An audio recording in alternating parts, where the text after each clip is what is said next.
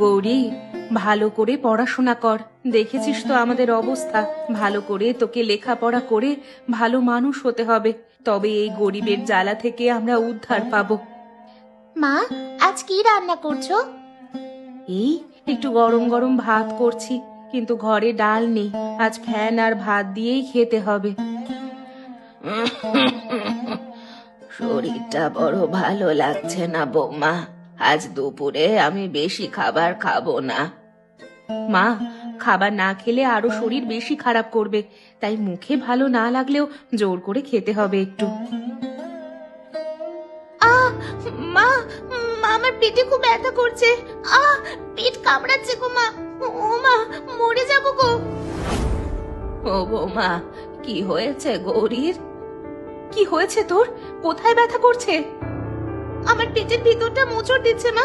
আমি কথা বলতে পারছি না, দম বন্ধ হয়ে যাচ্ছে। বৌমা, আমার কথা ছাড়ো। আমার বয়স হয়েছে। হ্যাঁ, ছোট মেয়েটার দিকে লক্ষ্য রাখো। ওকে নিয়ে এক্ষুনি ডাক্তারের কাছে যাওয়ার দরকার তোমার। কিন্তু মা, তোমার কাশিটাও তো থামছে না, কয়েকদিন ধরে সমানে চলছে। মা গো, আমার পেট যে যন্ত্রণায় ফেটে যাচ্ছে। যাও বৌমা, রান্না বান্না পরে হবে। ওকে নিয়ে এক্ষুনি ডাক্তারখানায় যাও। শহরের ডাক্তার এই একটা দিনই তো গ্রামেতে এসে বসে। তুমি এক্ষুনি যাও, না হলে ডাক্তার বাবু উঠে চলে যাবে। ঠিক আছে, চল গৌরী। আমি আসার সময় তোমার কাশির ওষুধটার ব্যাপারেও ডাক্তারের সাথে কথা বলে আসবো মা।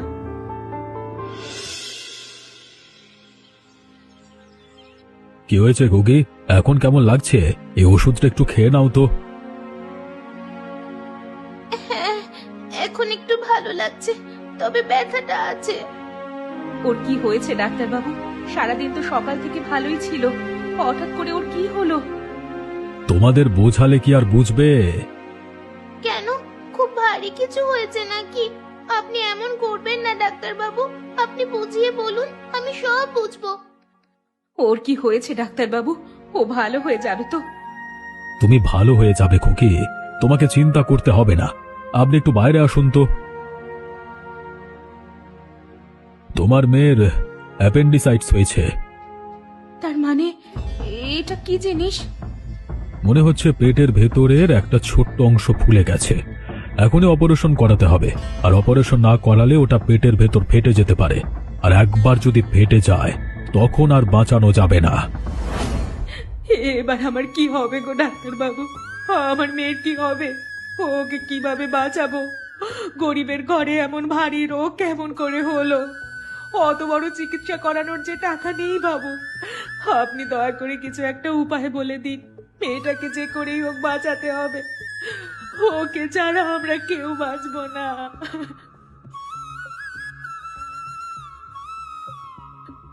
কিন্তু তোমার তো কিছুই করবার নেই। মেয়েকে বাঁচাতে হলে শহরে নিয়ে যেতেই হবে।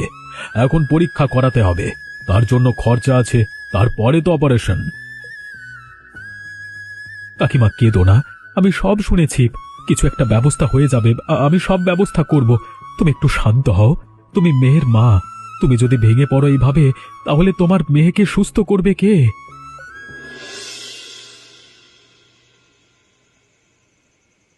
কি হয়েছে বৌমা? ডাক্তারখানা থেকে আসার পর থেকেই দেখছি মুখ গোমড়া করে বসে আছো। মেয়েটাও তো দেখি মাঝে মাঝে পেটে হাত দিয়ে কাঁদছে। এখন ঘুমিয়েছে, কিন্তু ওর ব্যথা কমেছে বলে তো মনে হচ্ছে না। ডাক্তারবাবু একটা ওষুধ দিয়েছেন, ওষুধটা খেয়েছে বলে একটু শান্ত আছে। কিন্তু তুমি তো আমাকে বললে না যে ওর কি হয়েছে। খুব ভারী কি একটা রোগ হয়েছে পেটের ভিতরে। ওর আপেন কি যেন একটা নাম। ডাক্তার বলল অপারেশন না করলে বাঁচানো যাবে না। কি বলছো কি বৌমা? ও পড়ওয়ালা নজর পড়লো আমাদের মতো গরিব ঘরের ওই ছোট মেয়েটার দিকে। কি আর করা যাবে মা, এখন তাই ভাবছি যে কি করে ওকে বাঁচাবো। আমার দুটো কানের দুল ছিল, সেগুলো বেচে দাও তুমি। আগে তো মেয়েটাকে বাঁচাতে হবে। দুল আর কোথায় আছে মা? সেগুলো তো ওর বাবার চিকিৎসা করাতেই বিকিয়ে গেছে, এখন যে আর কিছুই নেই। তাহলে কি হবে বৌমা? আমার তো খুব চিন্তা হচ্ছে। কাকিমা, তোমাদের সাথে আমার কথা ছিল। এখন তুমি অজয়, কি ব্যাপার অজয়? কিছু বলবি নাকি বাবা তুই? আমি ভেবেছি আমার নিজের ছোট জমিটাতে আমি যে বাঁধাকপি, ফুলকপি আর আলুর চাষ করেছিলাম সেগুলো আমি তোমাদের বিনামূল্যেই দেব। তোমরা বাজারে একটা ছোট্ট দোকান দাও, ওগুলো রান্না করে। হ্যাঁ, তোমার হাতে রান্না তো ভালোই। কিন্তু এই গ্রামে কেনা খাবার কে খাবে?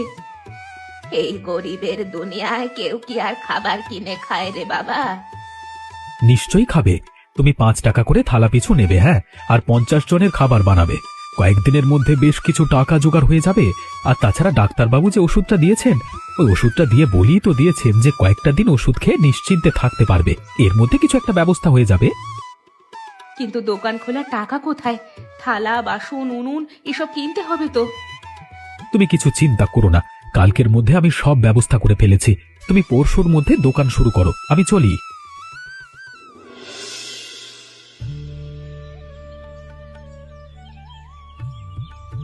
অজয় বাবা, তুই একটু হাত চালিয়ে সবজি কাট।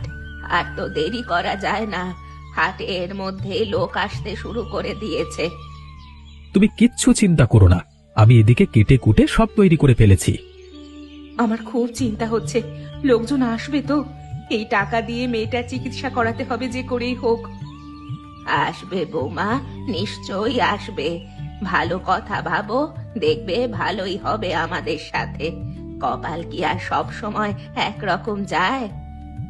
দেখো না, কত লোক আমাদের দিকে দেখছে ঘুরে ঘুরে। দোকানের উপরে কত বড় বড় করে লিখে দিয়েছি, হাটে গরিব বউয়ের 5 টাকার খাবার। সস্তায় খাবার পাওয়া গেলে লোক এমনিই আসবে। তাই যেন হয়, তোমাদের কথা যেন সত্যি হয়। খেয়ে যাও দাদারা, দিদিরা, ভাইরা, বোনেরা। হাটে গরিবের 5 টাকার খাবারের স্বাদ তোমরা জীবনে কোনোদিন ভুলবে না। একবার খেলে এই খাবার সারা জীবন তোমাদের মনে থাকবে। আমি চেয়ার টেবিলে সবাইকে পাতা বিছিয়ে দিই তাড়াতাড়ি। দিদি ভাই, কি আছে তোমাদের এখানে? ভাত, ডাল, সবজি সবকিছুই আছে। বাহ, মাত্র 5 টাকায় এত কিছু পাওয়া যাচ্ছে। দাও দাও, আমরা খাই পেট ভরে। আহা, বেশ সুন্দর স্বাদ হয়েছে তো তোমাদের খাবারের। যতবার আসবো ততবার খেয়ে যাব তোমাদের এখান থেকে।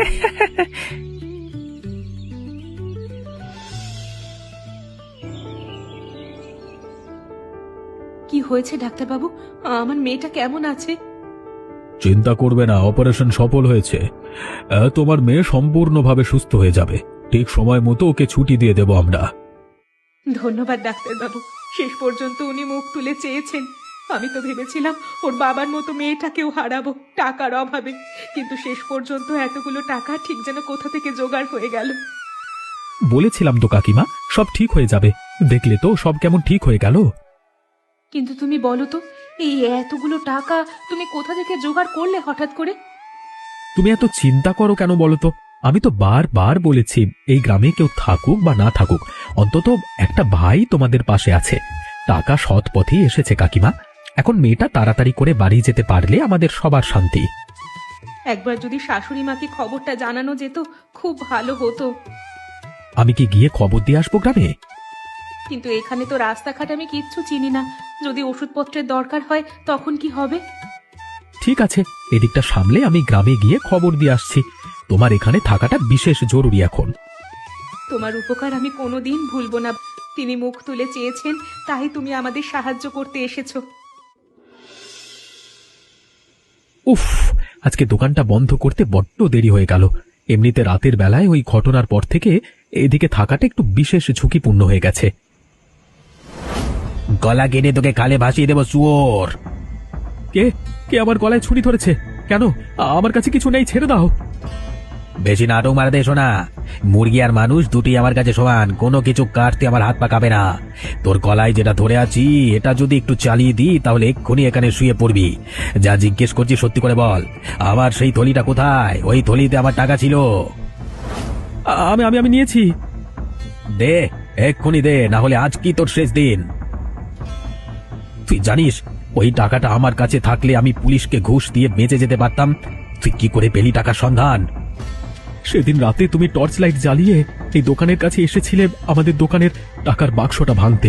কিন্তু হঠাৎ পাশের ঝোপের শব্দ শুনে পুলিশ ভয়ে পালিয়ে যাওয়ার সময় তাড়াহুড়ো করে তোমার আগের চুরি করা নোট ভর্তি থলিটা দোকানের পেছনের একটি ইটের ফাটলে লুকিয়ে রেখেছিলে। তারপর আমি বেরিয়ে আসি ঝোপের আড়াল থেকে, কারণ আমি তখন ওখানেই ছিলাম। সকালে দেখেছিলাম তোমাকে আমাদের দোকানের দিকে নজর করতে, তাই আমার সন্দেহ হয়েছিল যে তুমি কিছু করতে পারো।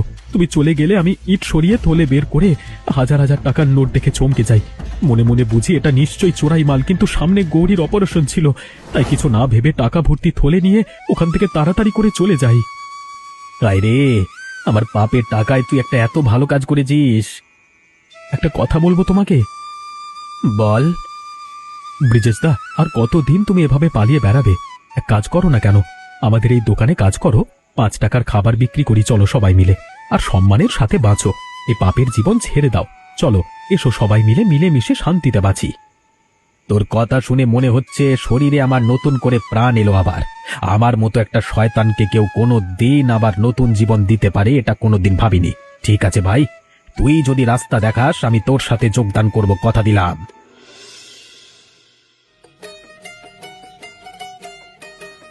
আমার কাজ পছন্দ হচ্ছে তো দিদি? দেখো, যদি কোনো ভুল করে থাকি তাহলে কিন্তু আমাকে বলো, আমি শুধরে নেব। আসলে এরকম কাজ কোনোদিন করিনি তো। খুব ভালো হচ্ছে ভাই, তুমি খুব ভালো করে কাজ করছো। এমন করেই কাজ করো, তাহলে সবাই খুব পছন্দ করবে তোমাকে। কাকিমা, দেখেছো তো, আমি শুধু নিজেই কাজ করতে পারি না, একজন সহকারীকেও জুটিয়ে এনেছি আমি। আমি তো ভাই তোমার কাছে ঋণী। তুমি আমাদের জন্য যা করেছো তার কোনো তুলনা হয় না। আমার মেয়ে এই তোমার জন্যই প্রাণ ফিরে পেয়েছে, এর থেকে বড় উপকার আর কি বা হতে পারে। আর আমি তোমাদের সবার কাছে ঋণী যে আমাকে তোমরা কাজ দিয়েছো, তাতে আমার বড় উপকার হয়েছে গো। এদিকে একটু ডাল দিয়ে যাও না ভাই, এমন সুন্দর খাবার হাত চেড়ে চেড়ে খেতে ইচ্ছে করছে বারবার। নাও নাও কাকা, মন ভরে খাও, তোমাদের জন্যই আমরা ভরসা করে বেঁচে আছি। তারপর 5 টাকার হোটেল ভালোই চলছে তো? মানে স্যার কিছু বলবেন? আরে আমাকে একটু তরকারি দেবে? হ্যাঁ, বড় খেয়ে দেখতে ইচ্ছে করছে। তোমাদের দোকানের খুব নাম শুনেছি আমি। এই নিন বাবু, খেয়ে জানান কেমন হয়েছে। না, তোমার হাত থেকে তরকারি খাওয়ার জন্য এলাম। তুমি তো ব্রিজেশ? হ্যাঁ, অনেকদিন ধরে বেটা খোঁজ করছি তোরা। হাটের 5টা দোকানে চুরির মামলা হয়েছে তোর উপরে। এই লোকগুলো যারা আমার সাথে এসেছে সবাই তোর নামে নালিশ করেছে। আরে এখন এখানে ভালো মানুষের মতো কাজ করতে এসেছিস, তার মানে তুই এদের পেছনেও বাঁশ দিতে চাস? হ্যাঁ হ্যাঁ, দোষ করেছি যখন শাস্তি তো পেতেই হবে। নিয়ে চলুন আমাকে, আমি রাজি আছি। কি বলছেন কি আপনারা? ও এখন ভালো মানুষ, আগে কি করেছে তা আমাদের জানার দরকার নেই।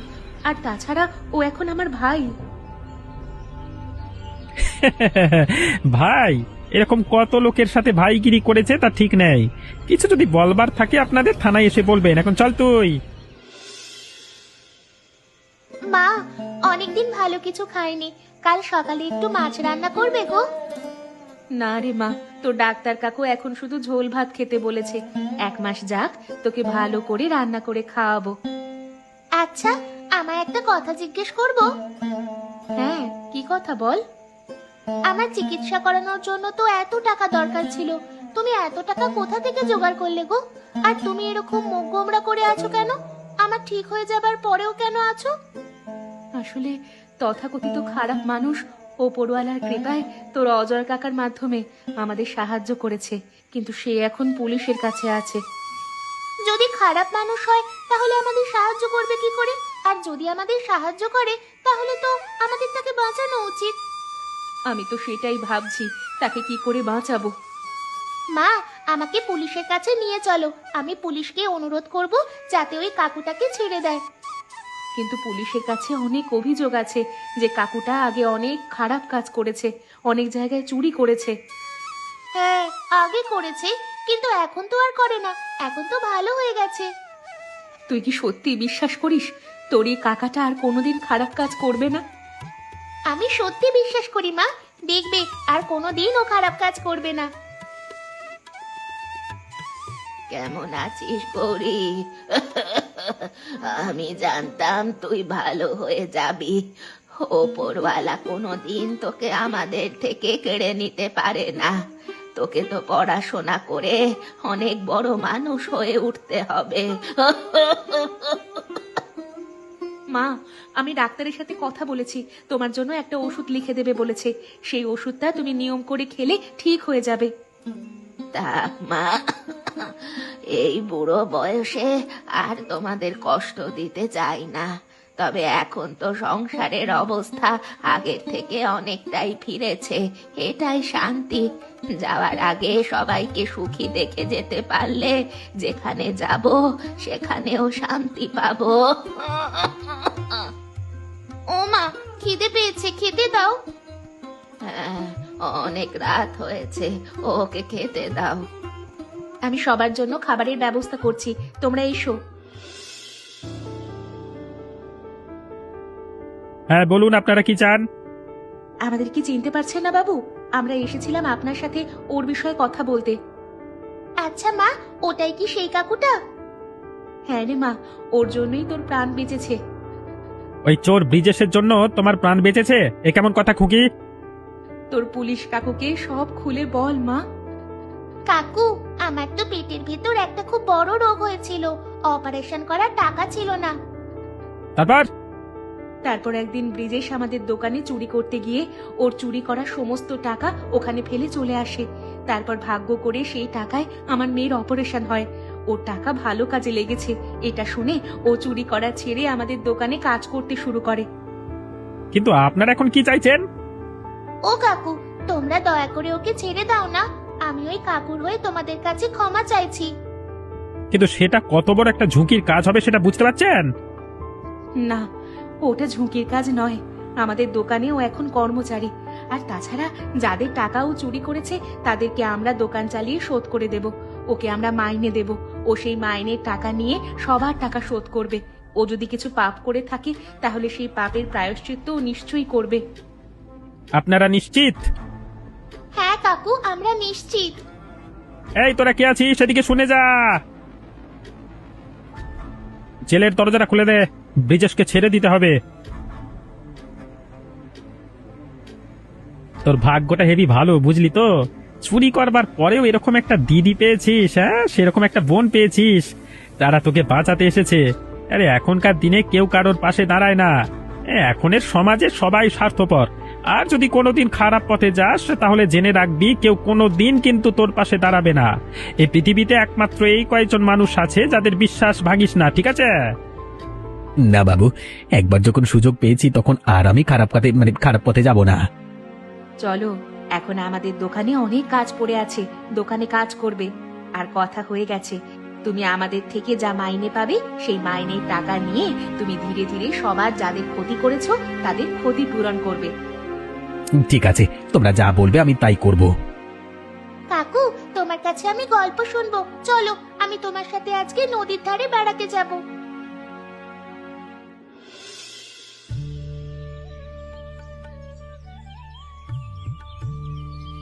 গৌরী, এত দুষ্টুমি করিস না। বাড়িতে আজ গ্রামের সবাইকে ভোজ দিতে ডেকেছি, তুই একটু হাতে হাতে সাহায্য কর। তোর ঠাকুমা আর দুই কাকা মিলে কত কাজ করবে বলতো। কাকা, তুমি আজ আমার জন্য কি এনেছো? দেখ, ভালো ভালো বাজার করেছি আজকে সবার জন্য। তুই তো অনেক দিন ধরে বলছিলিস মাছ খাবি, আজকে আমি তোর জন্য সব থেকে ভালো মাছ নিয়ে এসেছি। তুই সুস্থ হয়ে গেছিস, সেই খুশিতে গ্রামের সবাই আজকে নিমন্ত্রিত। আর তোর জন্য নতুন বই এনেছি, তুই পড়াশোনা করবি। ভাই, পায়েসের দুধটা আনা হয়নি, ওটা তোমাকেই আনতে হবে। আমি এক্ষুনি যাচ্ছি দিদি, তোমাকে কোনো চিন্তা করতে হবে না। কে ভেবেছিল আমাদের এই সংসারে আবার এমন সুখের দিন ফিরে আসবে? সত্যি, হাতে গরিব বউয়ের 5 টাকার খাবার আমাদের জীবন বদলে দিল। আমার জীবনটাও তো বদলে গেল। কোথায় রাতের অন্ধকারে চুরি করতাম, না হলে লোককে বাগে পেলে সাল্টে দিতাম, আর কোথায় এখন দিদির বাড়িতে এসে পায়েসের দুধ আনতে যাচ্ছি। হ্যাঁ, সব হয়েছে ওই বাচ্চা মেয়েটার জন্য। হ্যাঁ, বক বক করার তুমি এখন অনেক সময় পাবে। এদিকে বেলা হয়ে গেল, গ্রামের সব লোক চলে আসবে, তখন কি রান্না হবে নাকি? ঠিক আছে, আমি যাচ্ছি।